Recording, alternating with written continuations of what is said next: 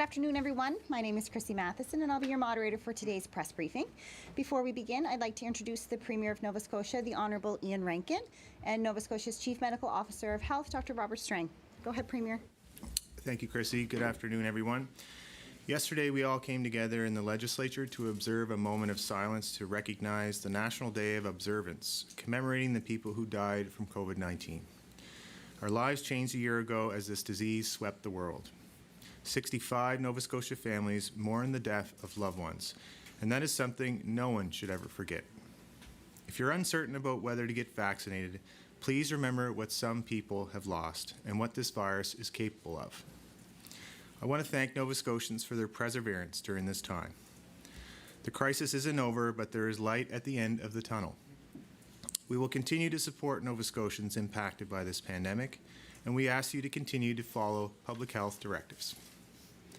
We know that this has also been a long, hard year for business operators, notably those in the tourism sector. We understand the toll that COVID-19 has taken on your business. Just over a week ago, we announced $6.6 million to support small businesses in the service sector with a rebate on their property tax, and that includes a lot of restaurants. Today, my government announced a $7.3 million rebate program for hotels, motels, and inn operators. It's a one-time payment, again, cash in your pocket, for operators to use as they see fit.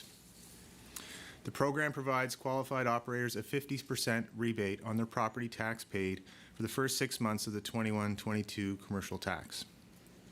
We know it has been a challenging year for tourist accommodation operators, and we are here to help you. Now let's get to the latest numbers. Today we're reporting one case in the Eastern Zone, and it's still under investigation. This week we had a record number of vaccinations. On Tuesday we had 2,303. By the end of this month we expect to get more than 100,000 doses. This is more than we've received in the province to date. Once this is distributed, Nova Scotians will have access to vaccine available closer to home. A quick update on clinics. All 25 AstraZeneca clinics have their vaccine and are preparing to launch starting March 20th.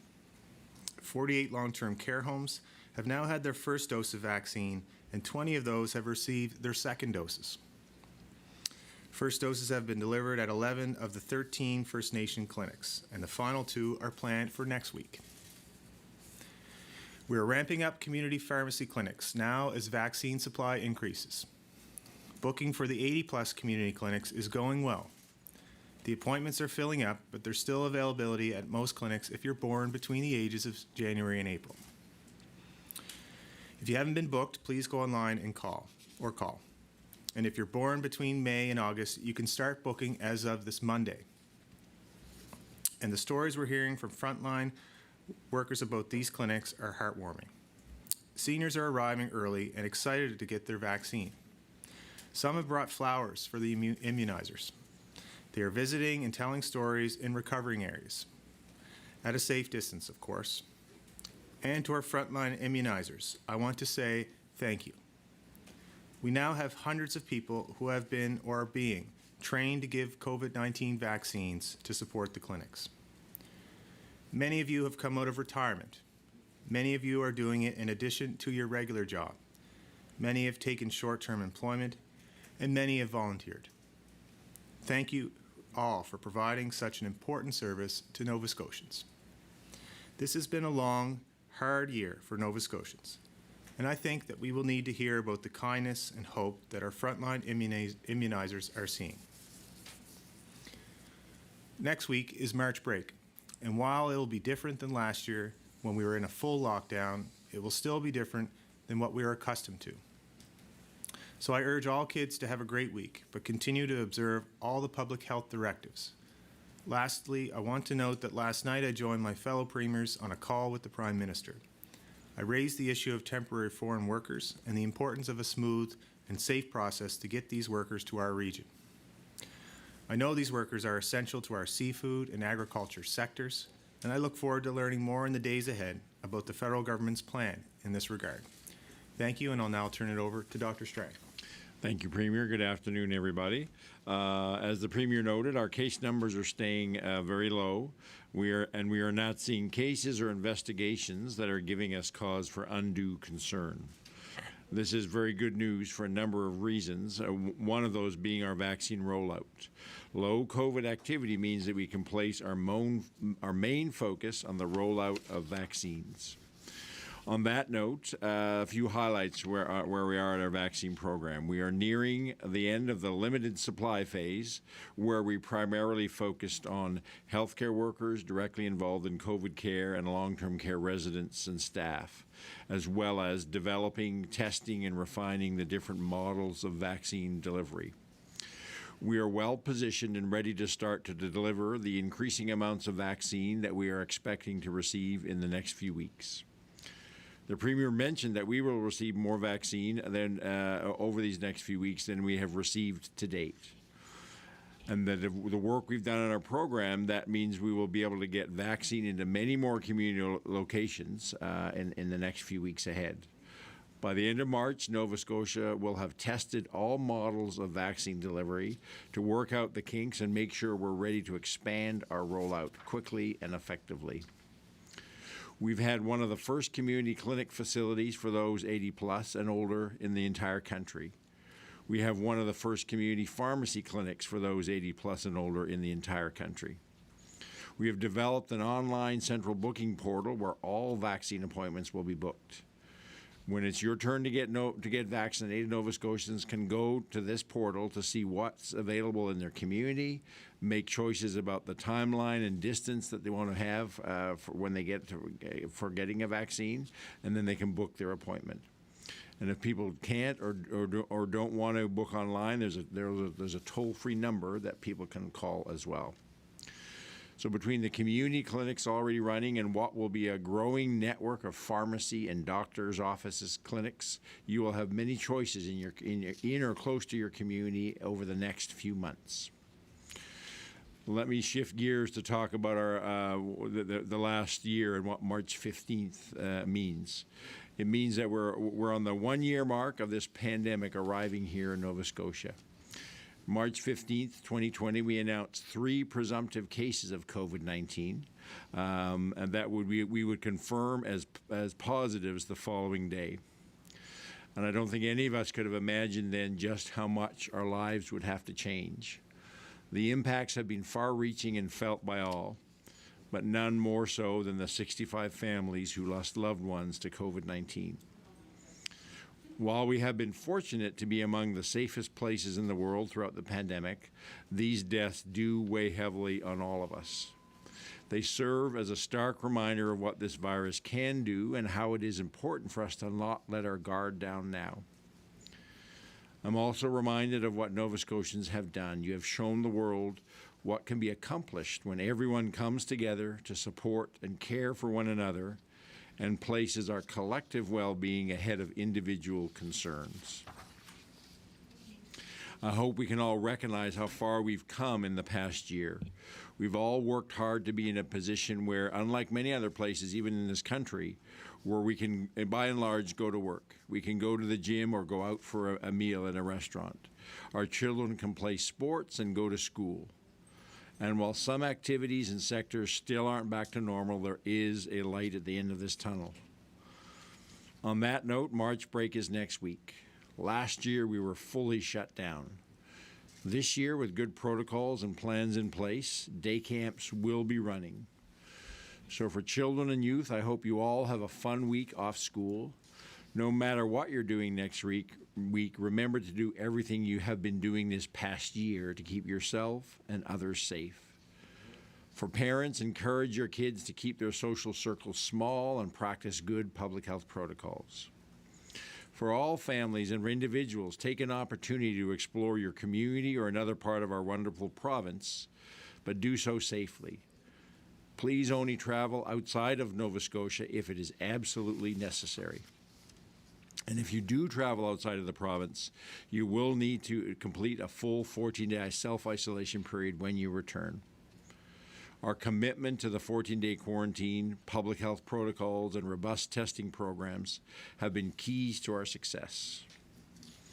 To end today, I'll leave you with a few requests. I know many of you are anxious about your vaccine, and it's wonderful that there is such a desire to get vaccinated, but I do need to ask people to continue to be patient. We're just now starting to get larger amounts of vaccine, and we have about 800,000 people to vaccinate. Over the next several months, every adult Nova Scotian will get an opportunity to get vaccinated, with sequencing based primarily on descending age. I do need to ask that you please stop calling or going to your doctor's office or local pharmacy. You cannot book your vaccine appointment through them directly, and you cannot just walk in. And we're having many, many requests from pharmacies and doctors' offices who are getting overwhelmed. We have online information at a coronavirus website around the vaccine, and we have the 1-800 line and the online appointment as a tool for booking an appointment if you're eligible for vaccine at this time. So please use those. Again, you cannot, doctors' offices, pharmacies cannot make an appointment for you. You cannot just walk in, so we need to use them appropriately. As I said, you can only book your appointment through the online central booking system or the toll-free number. Finally, if you're 80 or older and born now between May 1st and August 31st, starting this coming Monday, you too can book your vaccine appointment. If you're 80 plus and were born between January 1st and April 30th and you haven't yet booked, you can still do so. So seniors who are now starting Monday between January 1st up all the way through to August 31st, go online or call the toll-free number if you're 80 years of age or above. If you're 63 and would like, 63 or 64 and would like to get the AstraZeneca vaccine at one of the 25 locations that will start running March 20th, booking will open for these clinics coming next Tuesday. So I wish everybody a safe weekend and March break, and remember, we are in a time when we need to continue to be COVID safe while we see spring coming and we see hope with a vaccine. We'll now take one question and one follow-up for reporters in the room and on the phone, starting with Alicia Draus with Global. Thank you. You guys are expanding the 80 age group right now. I'm just wondering, rather than kind of expanding it from April to August, why not either expand it for the whole year, anyone who turns 80, or just move down the age group, open it up to the next 75 to 79 age group? So this is not about having vaccine in supply. This is about getting the appropriate numbers at any given time, looking to get an appointment through the online booking process. So we said we'd do this break up the year into 3 chunks of 4 months. So we opened it up first for January to April. They've had an opportunity. We've gotten significant demand through that piece, but now we're ready to be able to open up to the next group. And we'll announce, depending how that goes, then we'll be able to open up to the September through to December. Go ahead with your follow-up, Alicia. And there are concerns right now in Europe over blood clotting when it comes to the AstraZeneca vaccine. Obviously, we're starting that rollout next week, so I'm just wondering if there are any concerns with the AstraZeneca that we have here in Canada. We've talked about this nationally. First, I mean, people have to understand that we don't actually have that specific product here in North America. We're using a product from a different manufacturing site, so it's not specifically the same product. When we talk about vaccines and safety pieces, we talk specifically about identified lots, and we don't have that here in North America. The second piece, this has been reviewed. We're certainly the Public Health Agency of Canada is part of international discussions looking at this closely. They're sharing information with the provinces and territories. The steps that were taken in Europe were very precautionary, and I think people should see it as a sign that across the world, we take vaccine safety very seriously. So just because something happens in the time frame around where you've gotten vaccinated doesn't mean at all that it's caused by the vaccine. But when you see several reports of something similar, we will take necessary steps and then to do further assessment. So anytime we see what we call a safety signal like this, it's taken very seriously, and then appropriate steps are taken in those jurisdictions, and the rest of the world watches and waits. But there's no indication at all that at this point in time that these events are actually caused by the vaccine, and the steps that have been taken by countries, even themselves, those countries are saying they're out of an abundance of caution.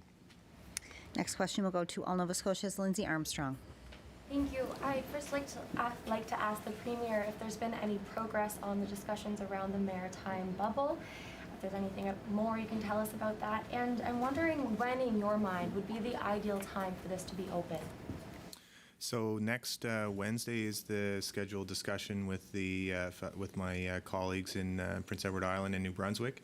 We'll obviously have a loop in with our public health teams, and we won't be moving forward until we have full comfort from all three teams. And in terms of what I'd like to see, I did reach out proactively to see if we could start engaging in discussions. So sooner the better for me, but obviously we're going to take that cautious approach that we've done throughout the whole pandemic, and that served us very well in Nova Scotia.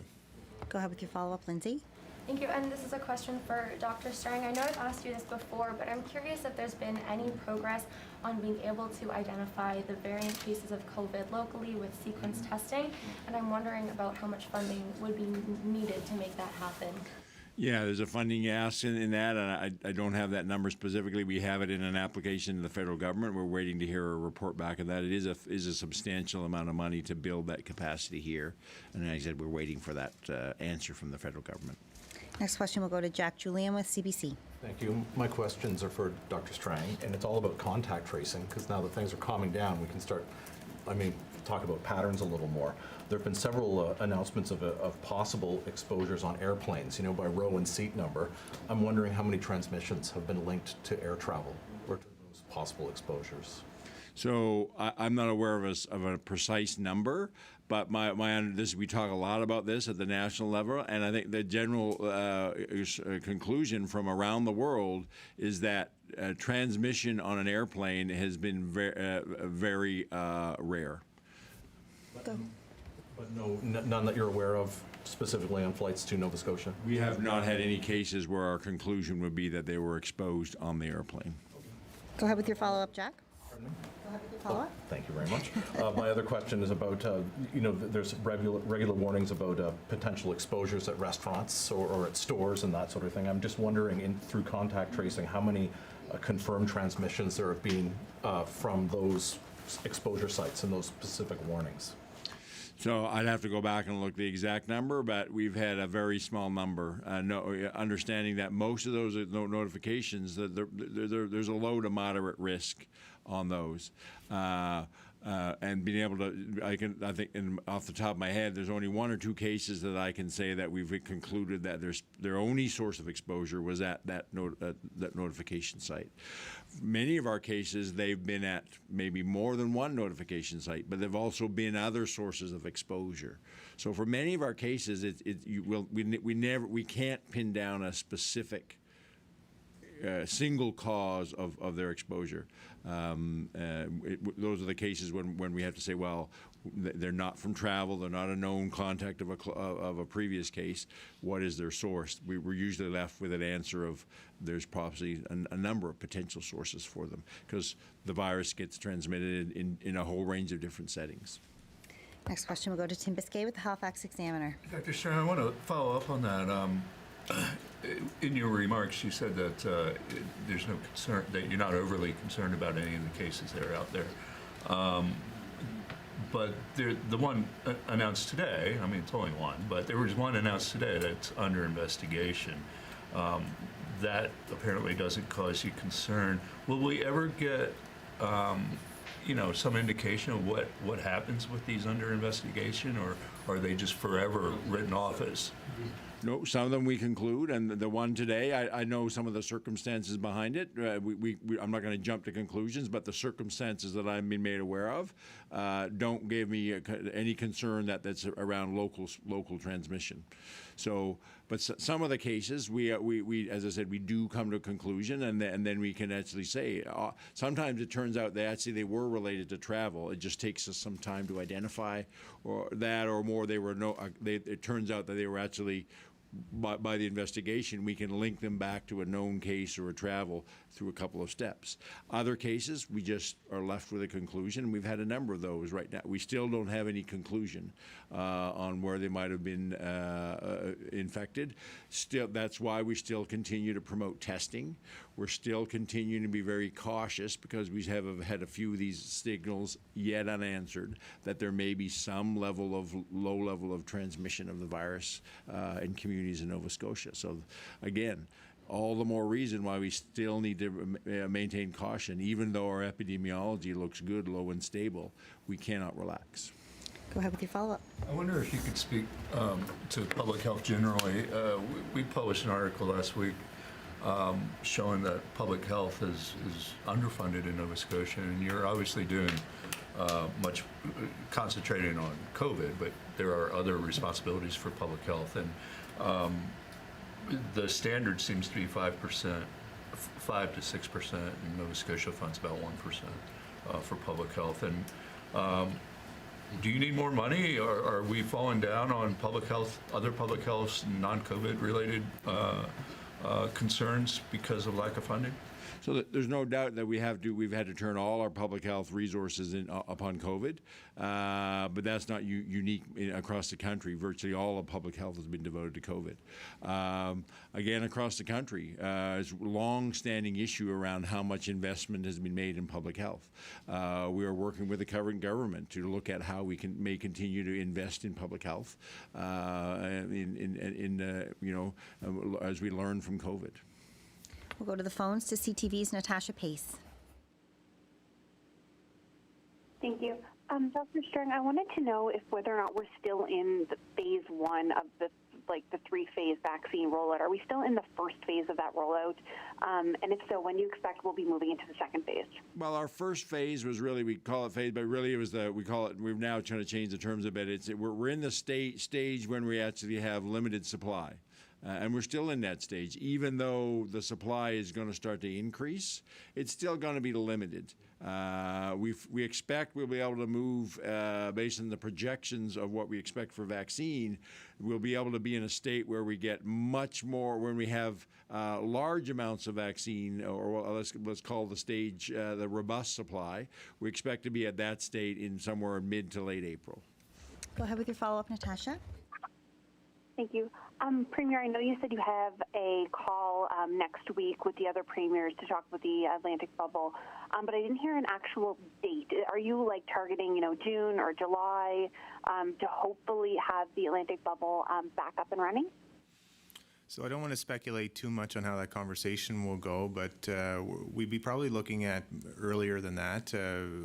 All premiers have talked about the need to try to open up commerce and activity throughout our provinces, but we've done very well epidemiology-wise in the Maritime provinces and Atlantic Canada. So we're going to be looking at all opportunities as long as we have the advice from public health that it's time. As you know, PEI, the travelers from PEI coming here don't have to self-isolate. New Brunswick, their cases are descending, so that gives us optimism that we'll be able to do it sometime in the spring. Next question will go to the Herald's Nabal Snan. Good afternoon. Dr. Strang, I was wondering, on the GIS dashboard, some cases are not assigned to a specific community health network. So what does that mean? Where are they located? That's a level of detail. We'll get one of our comms people and our epidemiologists to look into that, so we can give you a precise answer after this. Go ahead with your follow-up, Nabal. Okay, thank you. And I was wondering if you can update us on your conversations with the African Nova Scotian community regarding the vaccine community clinics that we're planning to have there. Yeah, and we're still in discussion with them. I think in the next week or two we'll have much more concrete information that we can provide around exactly where and when clinics would start. Next question will go to Victoria Walton with The Coast. Thank you. Dr. Strang, I'm wondering about if someone misses their vaccine date, a scheduled appointment, because they were either self-isolating because of a potential exposure or contact, or if they're ill, just, common cold and don't want to leave the house and therefore have to miss their vaccine. What's the process there for rescheduling or something? So if they have a scheduled appointment and for some reason they could go back online and rebook that. Certainly, people. The other question, and people say, well, what if they're eligible and for some reason they, I'll take the example. We've had seniors 80 plus January to April, and now we're going to add on May to end of August. the people who are in January to April who you haven't yet booked an appointment, they're still eligible. So as we roll this out, once you become eligible, you're always eligible, even if for some reason you've missed your opportunity initially when your group became eligible. Go ahead with your follow-up, Victoria. Thank you. And Dr. Strang, this is for you as well. I'm wondering if you have any estimate of what percentage of appointments are being made online through the portal versus over the phone. Is it just a small percentage being made over the phone?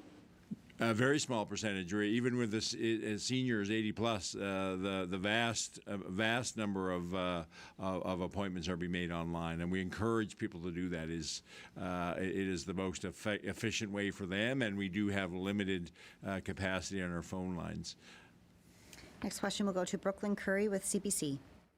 Thank you. Dr. Strang, you said that we're nearing the end of the limited supply phase and approaching, as you said, in mid-April or so, the robust supply phase. I'm wondering, do you have any sense of whether vaccinations will proceed at a rate that could allow for an almost, somewhat normal tourism season?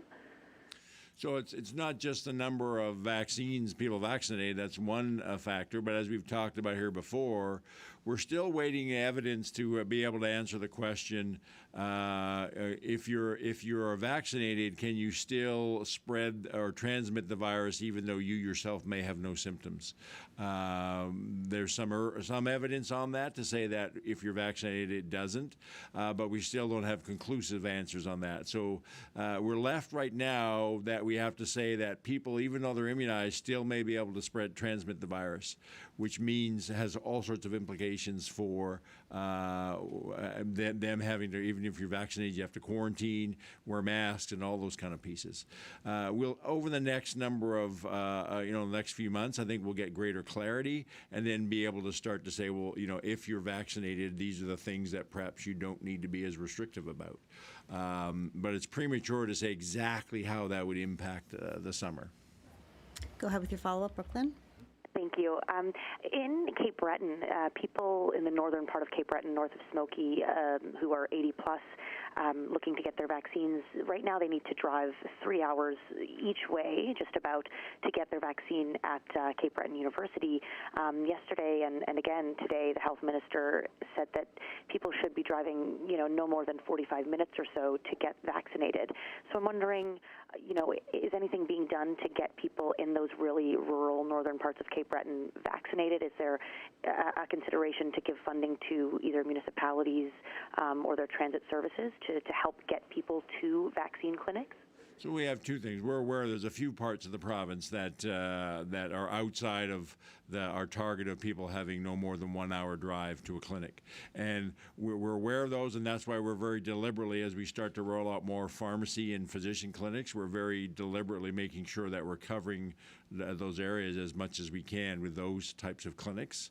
For people across the province who may have challenges with transportation getting to a clinic, we are partnering through the Department of Communities, Cultures and Heritage with the Community Transportation Network, so people can actually get assistance at a very small fee and getting assistance and getting a drive to a vaccine clinic. We have time to go back to the room for one more question and one more follow-up per reporter. We'll start with Global's Alicia Draus.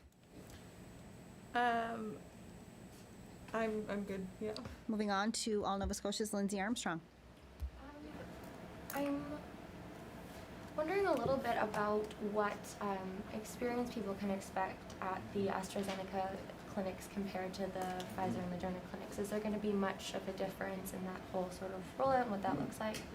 No different. I mean, it'll be exactly the same, regardless of what vaccine product you're getting, whether you're like any pharmacy clinic or a physician's clinic. Same kind of experience people get, whether it's their annual flu shot or your kids going in for a routine immunization. All those pieces are the same. It's the vaccine product itself that may be somewhat different. Do you have a follow-up, Lindsay? Yeah, I'm just actually going to go back to an earlier question and wondering about that sequence testing timeline. Is it still about a month between getting the test identified and getting that result back? And are you comfortable with the amount of time it takes to identify a variant? That's the turnaround time for non-urgent cases. But if there's urgent cases, we can request those to the lab, and the turnaround time is usually a week or a little bit less than that. Moving on to CBC's Jack Julian. I'm just going back to the sequencing. I remember last week, I believe, there was a case that wasn't connected to travel, and there hadn't been any ability to contact trace that variant case. Is that still true? An open question? We're still working through. There's now some potential links between that case and a previous, it's the South African variant. We haven't confirmed those, but we're still. That's right. Part of it takes some time to do. It's very much like detective work, interviewing people, drawing links, and we've got a potential connection that we have to explore further to see whether that actually plays out or not. Jack, do you have a follow-up? Moving on to Tim Biscay with the Halifax Examiner. Dr. Strang, you said that the vaccination people are working through the kinks in the program, to be expected. What kinks have you experienced in? I've asked you before, and the vaccine waste percentage was very, very low. Is it still? Still very low. That's one of our key parameters, and that's why we're having we're not just letting all pharmacists and all physicians just get the vaccine, because then you have very high wastage. We can't afford to waste this vaccine. It needs to be in a much more structured type of program. What we're learning from the clinics is sometimes simple things that actually improve efficiency, flow of people, things like that. We learned something, through the IWK clinic, the first 80-plus clinic there. We had process engineers who were just standing observing. And they had a number of seemingly small but very useful kind of observations that allowed us to increase the efficiency, but also make it a better experience for people as they're coming through the clinic. We're learning the same kind of things from our pharmacy clinic. So things that may seem on the surface small, but they actually create greater efficiency, but also a much better experience for people as they're getting vaccinated. Can you do a follow-up? Do you have an example? So one of the things we recognize that when we started doing the 80-plus clinic at the IWK, that almost everybody was coming with a support person. And we hadn't anticipated that. So certainly for the seniors clinics, we have to adjust that in terms of seating and the space you need, because you're dealing with two people, one person to get their vaccinated and the other person with a support person. So simple things like that until you actually do it, you may miss some things, but then there are often simple things that you go, okay, now we can improve that. So the principle is that these are this is a big complex thing we're rolling out. So we have to try all these things first. There's a motto that our armed forces people keep telling us that they use, is that you get good first, and then you can go big and go fast. We have time to go back to the phones for one question and one follow-up, starting with CTV Natasha Pace. Thank you. Dr. Strang, I'm wondering if there's been any more thought to offering people with complex medical conditions, kind of prioritizing them in the vaccine rollout. I think last time you were asked about it, they weren't specifically identified in phase 2, which is where they are in New Brunswick and PEI. So we recognize those concerns, but we're still very much that our goal is to immunize as many people as possible in the shortest time possible, because what that does is produces a rapidly increasing level of population protection, which then protects everybody, whether they're immunized or not. And the way to do that is to have an age-based approach in descending age cohorts. Easy to identify people, easy to have them go online, register with proof with their age, all those pieces. It makes for a very efficient, and our planners have looked at this extensively. If we start to divert and do different medical conditions or different types of occupations, what that does is substantively slow down our ability to build population immunity. So as I've said this publicly before, and I'll say it again, my job is to say what is the best for the health of all Nova Scotians. And that what's best for all Nova Scotians is to build as fast as possible the highest level of population immunity, because that protects everybody, whether they're vaccinated or not.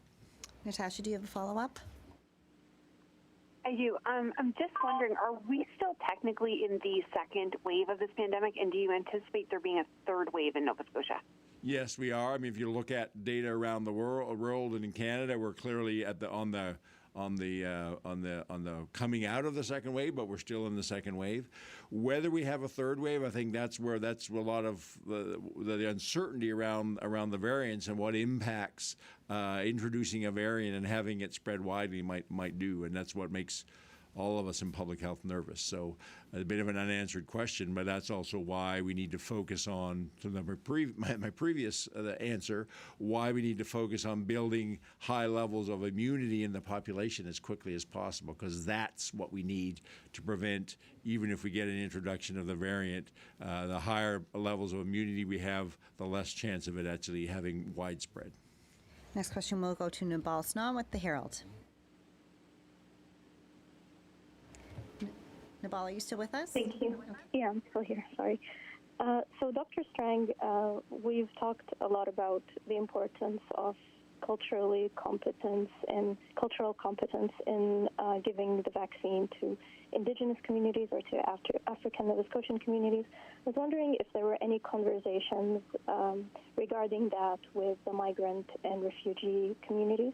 Absolutely. We're working very closely with ISANS here in Halifax, and they're advising us not just in the Halifax area, but other recent populations of recent arrivals to Canada. So very much aware of that and needing to work with the NGOs and others that support those communities as part of how we ensure that those communities have as much access in a culturally acceptable way as any other Nova Scotian community. Nabal, do you have a follow-up? No, thank you. Next question will go to Victoria Walton with the Coast. Thanks. Dr. Strang, something we've talked about a little in the past is people getting vaccinated along with their spouses, especially in that older age community.